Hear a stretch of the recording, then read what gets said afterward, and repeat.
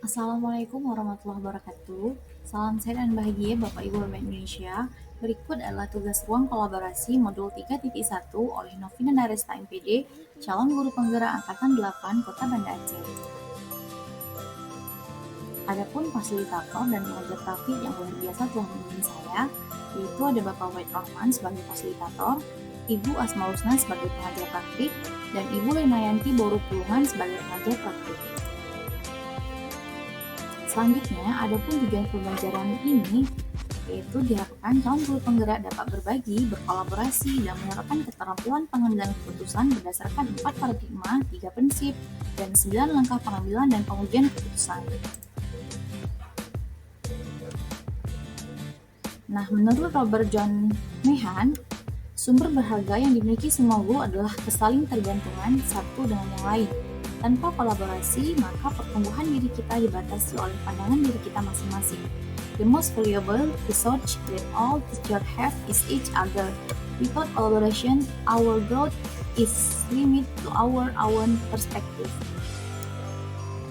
Nah, pada kegiatan ruang kolaborasi ini, kami melakukan 2 sesi kegiatan, yaitu kerja kelompok dan presentasi hasil melalui webinar. Adapun jawabannya untuk pertanyaan tadi, pernyataan ini menggarisbawahi pentingnya kolaborasi dan kerjasama di antara para guru dalam dunia pendidikan. Ini menggambarkan bahwa guru memiliki sumber daya yang sangat berharga dalam bentuk satu sama lain, dan bahwa kemajuan dan perkembangan dalam profesi mengajar terkait erat dengan kemampuan mereka untuk bekerja sama. Guru adalah aset berharga satu sama lain, dan bahwa untuk mencapai pertumbuhan optimal dalam dunia pendidikan, penting untuk bekerja sama, berbagi, dan mendukung satu sama lain. Tanpa kolaborasi, potensi dan pertumbuhan pribadi dalam profesi pendidikan akan terbatas oleh pandangan dan pemahaman individu masing-masing guru. Nah, pada ruang kolaborasi ini, kasus yang dilihat oleh kelompok kami yaitu dalam konteks rapat sidang kenaikan kelas di salah satu SMAX yang telah menerapkan kurikulum merdeka, kami menghadapi permasalahan saat melakukan penilaian akhir semester. Sebagai pendidik, kami memiliki tanggung jawab memberikan penilaian secara objektif kepada peserta didik. Namun, peraturan dari Dinas Pendidikan mengharuskan semua peserta didik naik kelas. Meskipun beberapa siswa belum mencapai KKM yang telah ditetapkan oleh satuan pendidikan, kepala sekolah menyarankan agar guru tetap menaikkan kelas siswa yang masih di bawah KKM sesuai dengan peraturan yang telah ditetapkan. Namun, salah satu guru menentang saran kepala sekolah untuk tetap menaikkan murid tersebut. Nah, pertanyaannya, dari studi kasus pilihan tersebut, tugas tiap kelompok adalah menentukan A. Paradigma apa yang digunakan dalam studi kasus pilihan, B. Prinsip mana yang mendasari pilihan pengambilan keputusan yang diambil, C. Tahapan pengambilan dan pengujian terhadap studi kasus pilihan, apakah telah tepat atau belum, mengapa, masihkah ada pertanyaan-pertanyaan lanjutan dalam benak, apakah pilihan pengambilan keputusan ini telah tepat. Baiklah, mari kita lihat jawabannya satu persatu.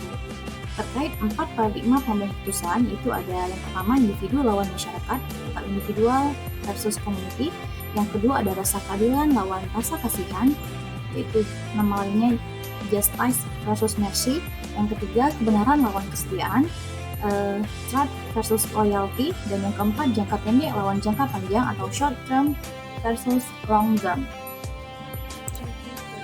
Nah, untuk jawabannya, 3 prinsip pengambilan keputusan. Yang pertama, prinsip berpikir berbasis hasil akhir atau end-based thinking. Yang kedua, berpikir berbasis peraturan atau rule-based thinking. Yang ketiga, berpikir berbasis rasa peduli atau care-based thinking. Baiklah jawabannya. Hasil analisis kasus, yang pertama, unsur dalam etika, ada nilai kejujuran dan tanggung jawab.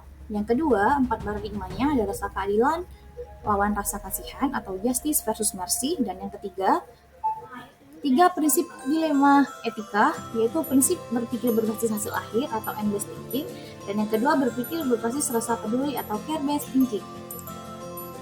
Nah, selanjutnya untuk 9 langkah pengambilan keputusan, yang pertama ada mengenali nilai-nilai yang bertentangan, yang kedua menentukan pihak yang terlibat, yang ketiga menentukan faktor-faktor relevan, yang keempat pengujian benar atau salah, yang kelima pengujian paradigma benar dan salah, yang keenam melakukan prinsip resolusi, yang ketujuh investigasi opsi trilema, yang kedelapan buat keputusan, dan yang kesembilan refleksi. Baiklah, mari kita lihat jawabannya satu persatu. Untuk nilai yang bertentangan pada kasus tadi, yaitu nilai pendidikan yang berfokus pada pencapaian minimal KKM atau nilai keadilan objektivitas dalam penilaian. Yang kedua, yang terlibat dari dinas pendidikan, kepala sekolah, guru, dan murid. Untuk faktor-faktor relevan, hasil penelitian akhir semester dari siswa yang belum mencapai UKM, dan ada juga aturan dan peraturan dinas pendidikan terkait kenaikan kelas. Selanjutnya, pengujian benar atau salah. Uji legalitas dan kesesuaian dengan peraturan dinas pendidikan. Dan selanjutnya ada uji keadilan dan keobjektifan dalam memberikan penilaian kepada siswa-siswa. Selanjutnya, pengujian paradigma benar dan benar. Pertimbangkan apakah ada alternatif yang memungkinkan seperti memberikan peluang pemulihan kepada siswa yang belum mencapai KKM sebelum kelas. Yang keenam, melakukan prinsip resolusi, yaitu terapkan prinsip-prinsip seperti N-basting, pro-basting, dan care-basting. Nah, untuk selanjutnya ada investigasi opsi trilema. Nah, di sini dapat mencari opsi lain memberikan program pemulihan kasus khusus kepada siswa yang belum mencapai KKM. Nah, yang kedelapan, buat keputusan. Pada kasus tersebut, kepala sekolah harus memutuskan menaikkan siswa yang belum mencapai KKM dengan masa pemulihan sambil memastikan penilaian tetap objektif. Kesimpulan dari refleksi, sekolah dapat meninjau kembali dampak yang digunakan terhadap pendekatan yang menguntungkan dan berpihak pada murid. Nah, untuk daftar checklistnya, dari tugas kasus sebelumnya, untuk studi kasus pilihan mengandung unsur dilematika, sudah sesuai. Yang kedua, memuat salah satu paradigma dari 4 paradigma dilematika, sudah sesuai. Nah, untuk daftar checklist selanjutnya, memuat salah satu paradigma dari 4 paradigma dilematika, sudah sesuai. Yang selanjutnya, memuat salah satu prinsip dari 3 prinsip dilematika, sudah sesuai. Yang keempat, memuat 9 langkah pengujian untuk menguji ketepatan keputusan, sudah sesuai dan tambahkan pihak terlibat. Yang kelima, memuat hal yang menarik atau tak terduga yang ditemui dalam menganalisis studi kasus pilihan, sudah sesuai. Yang keenam, hasil penugasan masing-masing anggota telah diserahkan sebelum tenggat waktu, sudah sesuai. Yang ketujuh, setiap anggota telah menyepakati paradigma, prinsip dan hasil pengujian yang telah disepakati bersama dan siap mempresentasikannya ke forum, sudah sesuai. Dan yang terakhir, hasil penelitian terakhir telah dilakukan masing-masing anggota dan ini sudah sangat sesuai. Nah, baiklah, adapun kesimpulan dari diskusi kami, pengambilan keputusan dalam konteks pendidikan dapat melibatkan sejumlah nilai yang bertentangan. Di satu sisi, ada nilai-nilai seperti keadilan, objektivitas, dan perhatian terhadap peserta didik yang harus diperhatikan oleh pendidik dalam memberikan penilaian. Namun, di sisi lain, terdapat aturan dan peraturan dari dinas pendidikan yang juga harus diikuti, termasuk aturan kenaikan kelas untuk semua peserta didik. Nah, selanjutnya, dalam kasus ini, kepala sekolah mengusulkan agar guru-guru tetap menaikkan kelas siswa yang belum mencapai PKM sesuai dengan peraturan dinas pendidikan. Namun, salah satu guru menentang saran tersebut, mungkin karena merasa hal itu bisa merugikan siswa yang belum mencapai standar yang ditetapkan. Selanjutnya, pengambilan keputusan yang bijaksana dalam situasi kasus pada slide sebelumnya melibatkan pertimbangan seksama terhadap semua nilai yang terlibat dan menggabungkan prinsip-prinsip seperti keadilan, objektivitas, dan peraturan yang ada.